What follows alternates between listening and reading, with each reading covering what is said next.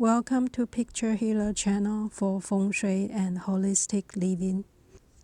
Today we want to talk about 5 steps of Feng Shui DIY. When you are new to Feng Shui and you want to know the steps you can take to analyze your house, I think you will find these 5 steps useful for you. The first step is to check your surroundings. First, we are looking at the big picture, including the mountain, the water, or other important landscape, shape, and formations around your area, because the landscape can create certain energies, and depends on your location of the house, it can be auspicious or inauspicious energy. Even if you don't know Feng Shui, you know the good neighborhood and the bad neighborhood. If you are house hunting, you probably know the location is the most important thing in real estate. And it's true with Feng Shui. Different town, different city, or different section of the city can have different energy. So that's something to consider when you are talking about Feng Shui. Sometimes the energy is not good or bad. It's more like compatible with your lifestyle in your current situation. Another way to look at the surroundings is to look through your windows and the front door entrance. And what do you see? Do you see a lot of building? You see any mountain, water, or you see the roof of other buildings? Some structure might cause 煞气 that we should avoid, and some landscape or beautiful views can be beneficial to you or bring in good luck. So that's number 1 in checking your Feng Shui, is to look at the big picture and the location of the house. The second step is to gather information. Every house has a construction year. It's like a human being. The construction year is your birth year of the building.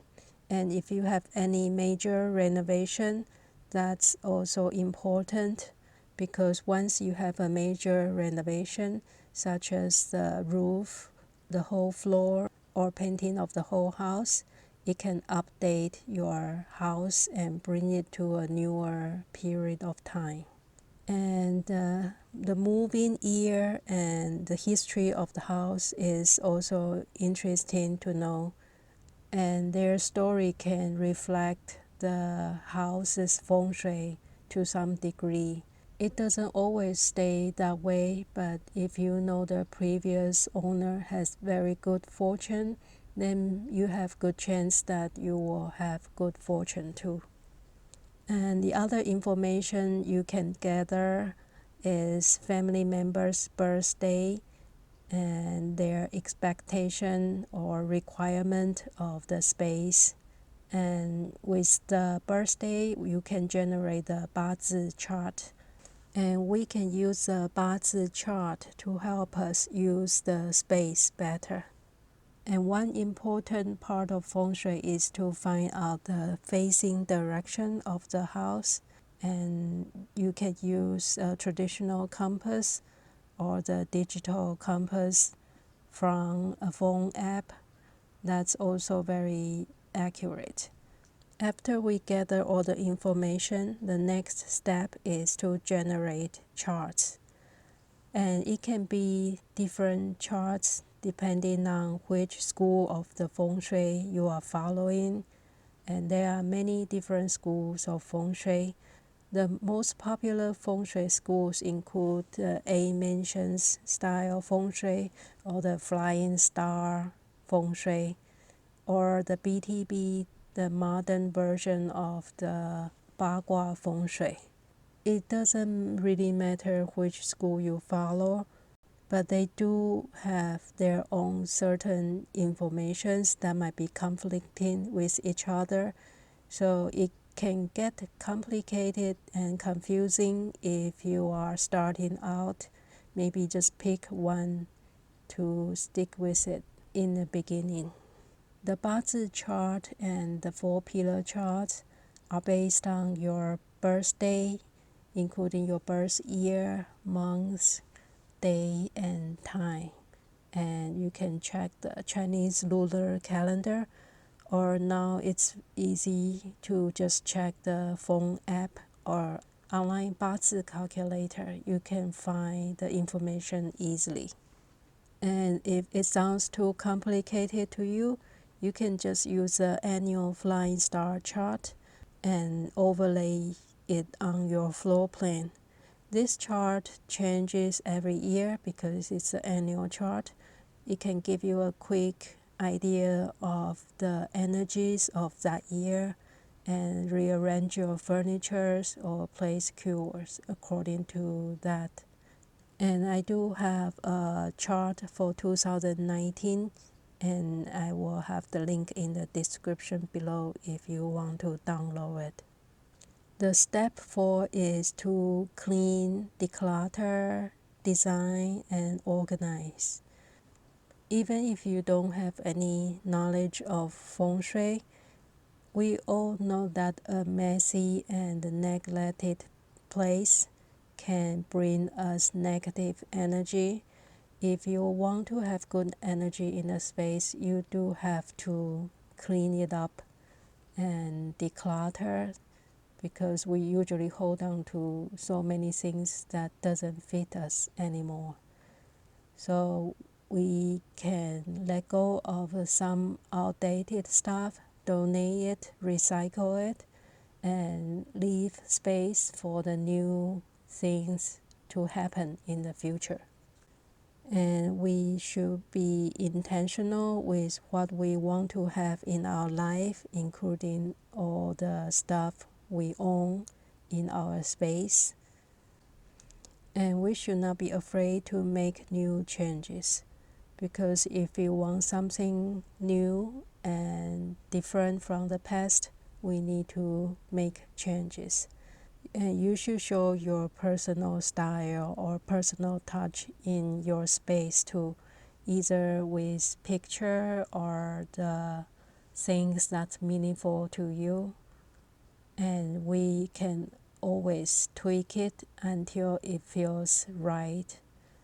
The 5th step is to rearrange, fix, and enhance.